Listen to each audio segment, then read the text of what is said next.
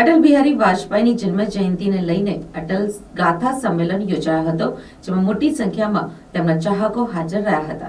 સુરતના અઠવાલાઇન્સ ખાતે આવેલ પીટી સાયન્સ કોલેજના શ્રીમતી ઉષાબેન જયવર્ધન હબોડાવાલા તારામતી હોલમાં સુરતમાં પ્રથમવાર ઉત્તિષ્ઠ ભારતના યુગ પુરુષ ભારત રત્ન પરમ શ્રદ્ધેય અટલ બિહારી વાજપેયીની જન્મ જયંતિને લઈને અખિલ ભારતીય કવિ સંમેલન અટલ ગાથાનું આયોજન કરાયું હતું, જેમાં ભાજપ પ્રદેશ અધ્યક્ષ અને નવસારીના સાંસદ સી.આર. પાટીલ ખાસ ઉપસ્થિત રહ્યા હતા, તો સાથે જ અન્ય મહાનુભાવોએ પણ અટલ ગાથામાં હાજરી આપી હતી। के पार चली जाती थी, कमेंटेटर बताता था। अब नया भारत है, आज का सचिन शॉट मार रहा है तो सीमा खुद रेखा के पार होकर के यहाँ आ रही है।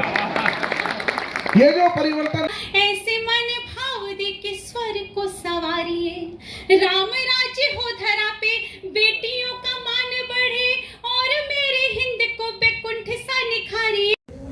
હું નીલકંઠ બારોટ ઉત્તિષ્ઠ વેલફેર ટ્રસ્ટ તરફથી આજે આપને જણાવું છું કે સુરત શહેરમાં અટલ બિહારી વાજપેયીજીના જન્મોત્સવ નિમિત્તે આજે કાવ્યોત્સવનું અહીં આયોજન કરવામાં આવ્યું છે, જેમાં આજે સુરત શહેરમાં ભારત દેશના વિવિધ પ્રાંતોમાંથી આજે કવિગણ અહીં ઉપસ્થિત થયેલા છે।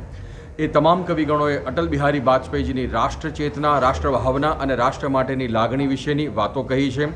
અને આજે સાથે સાથે અમે અંગ ડોનેશન માટે પણ એક નવી મુહિમ છેડી છે, જેમાં અમે સૌને બતાવીએ છીએ કે આપણા અંગો કેટલા ઉપયોગી છે અને જ્યારે ક્યારેક એવા અંગ જ્યારે કામ નથી આવતા ત્યારે આ અંગનું દાન પણ આપણે લોકોને કરી શકીએ છીએ, એ વિશેની પણ અમે જનજાગૃતિ અહીં ફેલાવેલી છે।